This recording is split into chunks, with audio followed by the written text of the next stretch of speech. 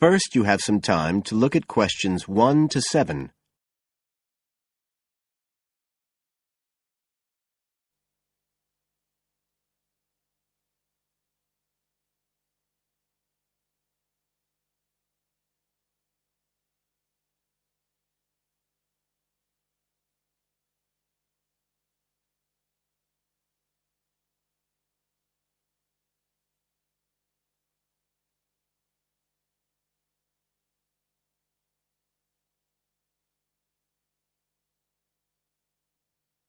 Listen carefully and answer questions 1 to 7. I'm interested in doing some work for the library. Are you the person to speak to? Yes. Right. Well, what sort of work are you interested in? Well, I've just come to live here in Australia. I don't want a full-time job until my children have settled down, but I really need to get out of the house a bit. And I heard you need voluntary workers for various projects. Right. But I don't know if I have the right skills. Well, we do provide training. Oh! We always include an orientation to the library, together with emergency procedures. That's fire regulations, emergency exits, first aid so you can cope with accidents or sudden illness. Things like that which are necessary for anyone who's working with the public. Then we give specialist training for particular projects, like using our database system. I do have quite good computer skills, in fact. Oh, great. Is there any sort of dress requirement? Well, all staff have to wear a name badge, so they can be identified if they go outside the staff-only areas. But apart from that, there aren't many regulations. We ask you to sign in and sign out for insurance purposes, but that's all. How about transport? Do you live locally? Well, not too far away. I'm at Paupers Beach. My husband needs a car during the day, but it's only about 20 minutes on the bus. In fact, we can reimburse part of your travel expenses in that case. Oh! Would that be the same if I came by car? No, because parking is such a problem here. One thing we are looking for, though, is someone who can drive a minibus. No problem. So, do the projects involve going outside the library? Some, yes, but not all. We've just finished one which involved working with photographs taken of the area 50 or 100 years ago. It basically involved what we call encapsulation. Putting them in some sort of covers to keep them safe? Exactly. It's time-consuming work, and we were very grateful to have help with it. Then, sometime next year, we're hoping to begin working on an initiative involving the sorting and labelling of objects relating to local history. We'll be needing help with the cataloguing. Oh, I'd definitely be interested. How about at present? Well, we have a small team who work to support those who are unable to read. Working with the blind? Yes, or other groups who have reading difficulties. We provide volunteers with equipment so that they can take books home with them and read them aloud onto CDs. We're gradually building up a collection that can be lent to those who need them. I can see it would be useful, but I'd really like to do some sort of work where I can get the chance to meet people. How about reading stories to children? That's done by our regular staff. But we do have another project. It's a very long-established scheme which involves helping those who are unable to have direct access to the library. Oh, I noticed someone with a trolley of books when I was at the hospital last week. That sort of thing. That would have been one of ours, yes. It's one of our most popular services. Lots of people who wouldn't dream of going to the library normally, or when they're at home, borrow a book when the trolley comes round the ward. I can imagine. Yes, I'd definitely be interested in that. Right, so how do I enrol? Well, we do ask all volunteers to commit themselves to a regular period each week. I could probably do 5 or 6 hours. Oh, be careful not to take on too much. But we do need someone for a couple of afternoons, from 2 to 4, so 4 hours altogether. That sounds fine. Before you hear the rest of the conversation,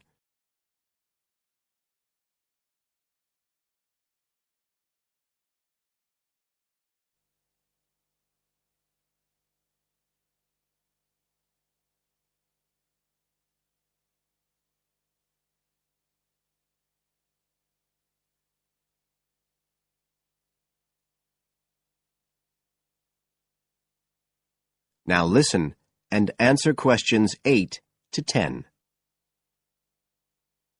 Right, so here's the application form. It asks the usual questions, name and address and telephone number. You also need to fill in details of who we should get in touch with in case of any accident or problem like that. We do need to have that filled in. And there's a space for date of birth, but that's only if you're over 75, so we won't worry about that. No. Oh, it asks for qualifications. Do I need to provide certificates? They're not necessary. We'll need the names of 2 referees, not relatives or family members, obviously. What else? Signature of parent or guardian. That won't be necessary, as I assume you're over 18. Yes. What's this? It says civil conviction check. That's a document we have to provide by law for those working on projects involving children, so we won't need it in your case. But you will need to sign this separate document. That's a copy of commitment. It's basically an agreement to work according to the library guidelines. So, if you'd like to fill this all in, you can do it here or take it home, whichever you prefer. I'll take it home if that's okay. Right, well, thank you for your time. That is the end of part 1. You now have half a minute to check your answers.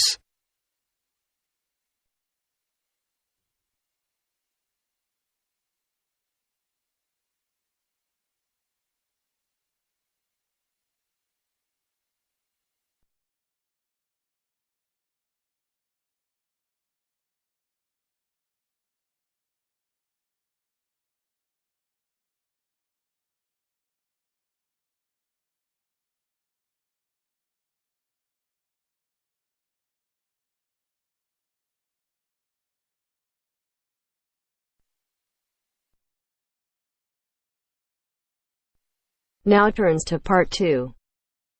Part 2. You will hear the education officer in a museum giving a talk to school students who are about to start a 1-week work placement in the museum. First, you have some time to look at questions 11 to 15.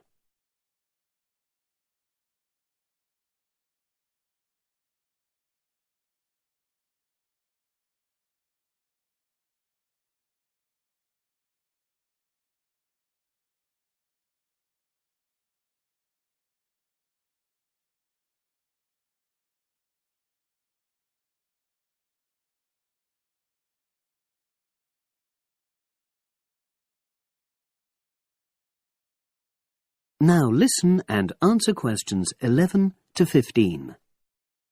Good morning and welcome. We're really pleased that you're going to be joining us next week for your work placement. Now, each of you will already have met the member of museum staff assigned to supervise you. In this short talk today, I'll be giving you more general information which will be relevant to all 6 of you. Your normal working day is 9 to 5 p.m, but on Monday, because it's your first day, we'd like you to arrive at 8:45. Please note, though, that you'll finish at the usual time. A lot of you have been asking what you should wear for work. Well, you may have noticed that we're not exactly a formal institution, so you'd really be out of place if you wear smart attire like a suit. If you go out on a trip with us, then we'd like you to wear a museum cap. It has our logo on, and we feel it helps people recognize you. But on a day-to-day basis in the museum itself, we say put on your own casual clothing because you'll be doing lots of dusty, messy work. Now, we don't have an enormous number of rules, but work placement is an excellent preparation for the real world of work, and we expect you to be very punctual and reliable. If you're not well, or there's been a hold-up, then what we ask you to do is ring the museum receptionist. He will be in the museum well ahead of opening time, and he'll inform your own personal supervisor in the museum. If you're away for more than 1 day, we'll inform your school tutor. They'll obviously need to make a note of your absence and follow up if necessary. But most of all, we hope you really enjoy yourselves during the placement. Students say they have a lot of fun, whether it's working with kids in our art workshops held every Monday, or, the most popular, when they go out on our outreach work to residential homes, recording elderly people's memories of school days for our oral history project. So, we hope you feel excited by the prospect of starting next week and well prepared. Your personal supervisor will be there to help you with our health and safety requirements when you start next week, and your supervisors will also brief you about the background to the museum, summarising all the huge amount of information on our website. In the next couple of days, it might be worthwhile if you get hold of evaluations and other notes made by students who've worked with us before. You can get a lot of pointers from them. Before you hear the rest of the conversation, you have some time to look at questions 16 to 20.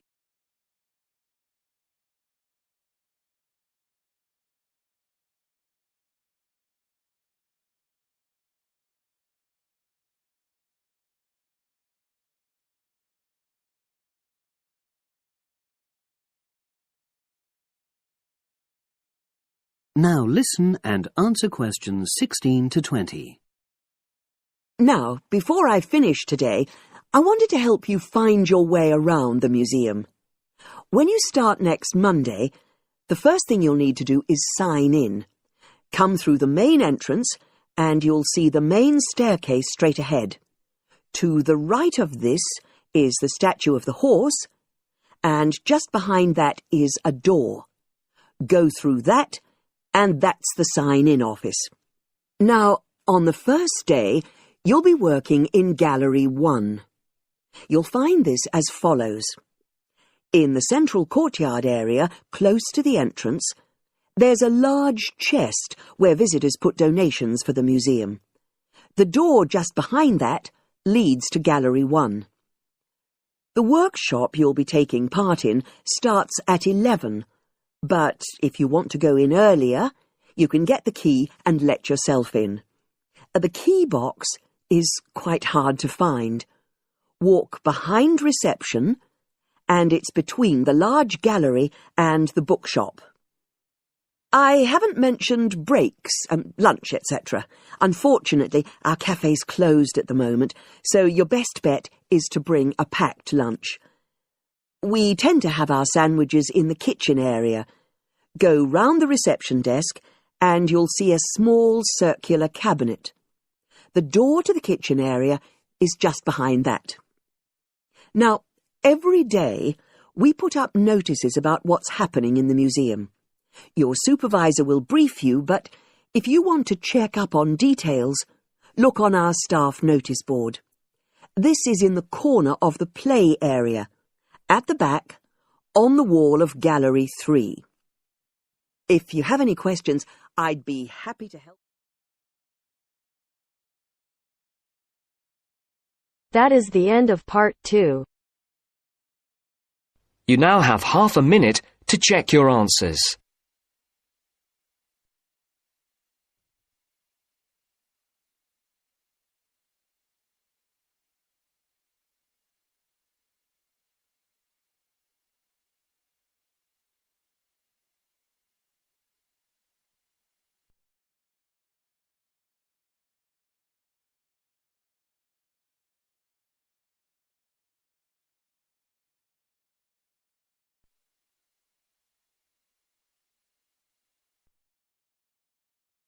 Now turns to part 3. Part 3. You will hear a discussion between a student, Aldo, and his supervisor, Dr. Hurst, about his research assignment. First, you have some time to look at questions 21 to 23.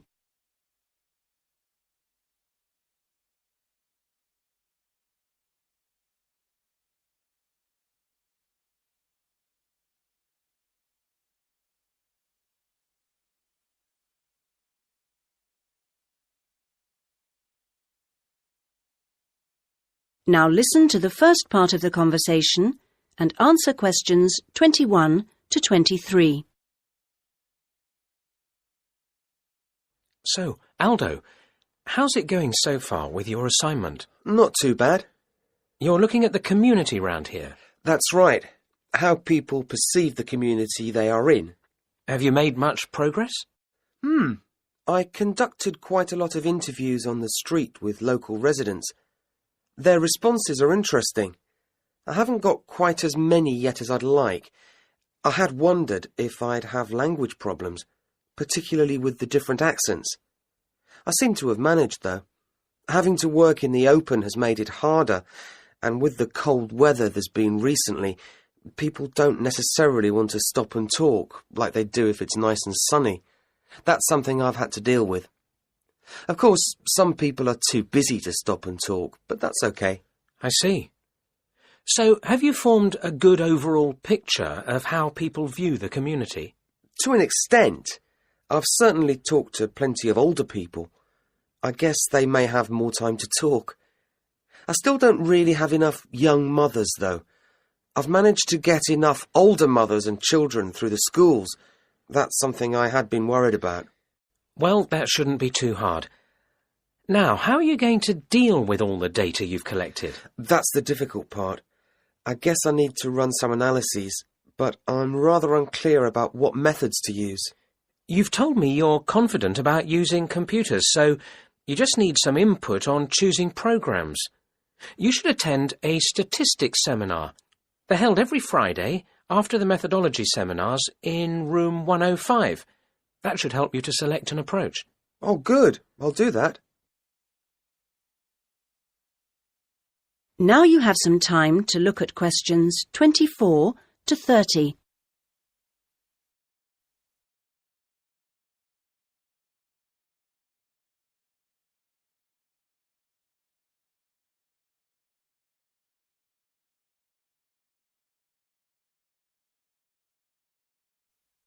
Now you have some time to look at questions 24 to 30.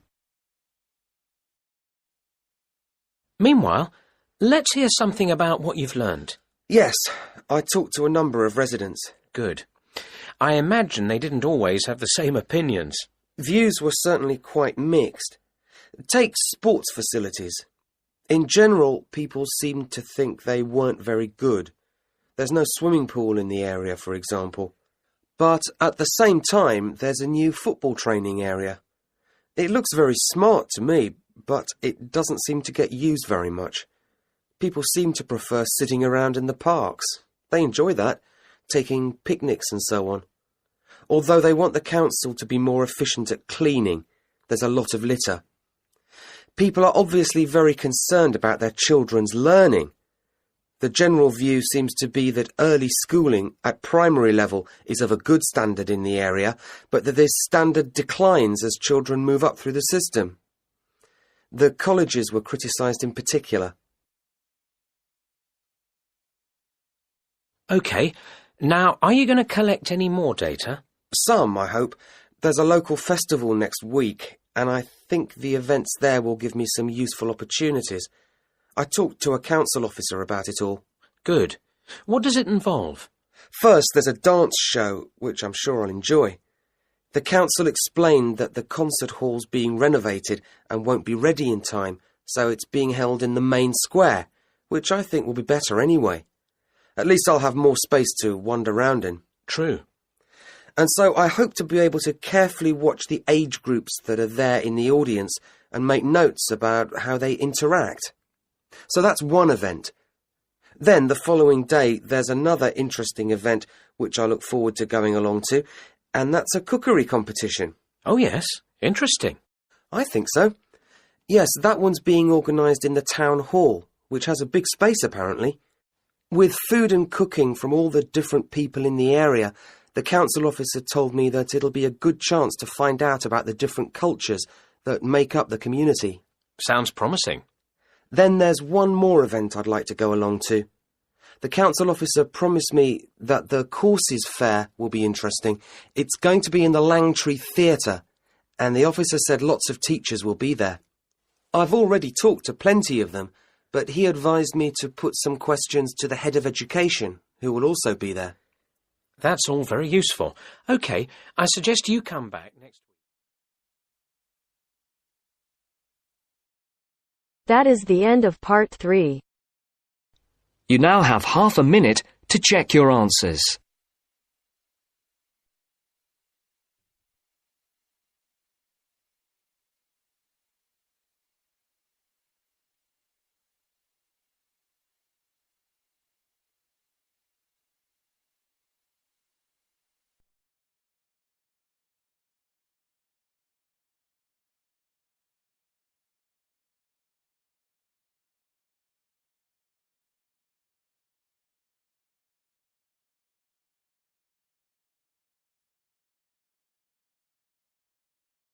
Now turns to part 4.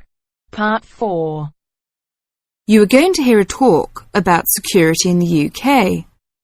Listen to the talk and complete the statements below.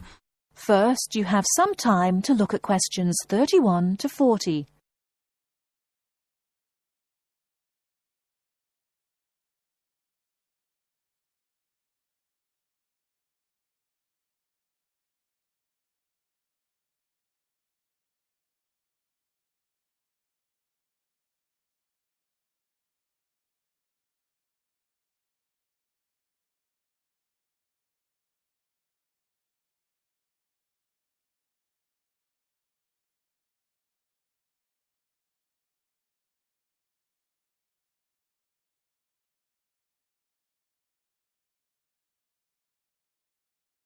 Now, listen carefully and answer questions 31 to 40.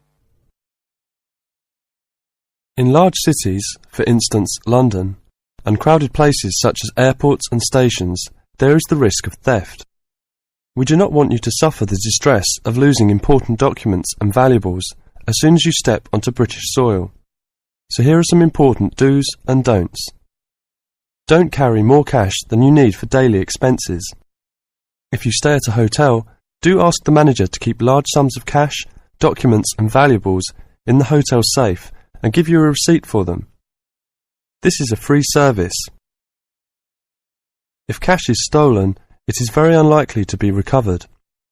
Do keep separately a note of the serial numbers on your traveller's checks, so if they are lost you can inform your bank. Do take particular care of bank and credit cards. Do carry wallets and purses in an inside pocket or a handbag. Don't ever leave a bag unattended and make sure it is securely fastened when you are carrying it. Do carry jewellery and valuables such as cameras, radios and typewriters on you or with you and keep a note of any serial numbers. Do take special care of your passport, travel tickets and other important documents. Documents are at risk particularly at airports and stations where it is obvious that most people will be carrying them. Do make a note and keep it in a safe place of the number of your passport, its date and place of issue. This makes replacement easier if you are unlucky enough to lose it. If you don't want to carry heavy luggage around with you, you can leave it in a luggage office at most large stations and pick it up later. Keep the receipt so that you can reclaim your luggage. Check the opening hours or you may find your luggage locked away when you need it again. If you lose any of your luggage in transit, take this up immediately with the officials of the airline or shipping line. But don't worry too much. 98% is found within 3 days. If you lose anything, go first to the lost property office at the airport or station, as it may have been found and handed in. If you lose your luggage in the street, or suspect it has been stolen rather than gone astray, find the nearest policeman who will advise you what to do. That is the end of part 4. You now have half a minute to check your answers.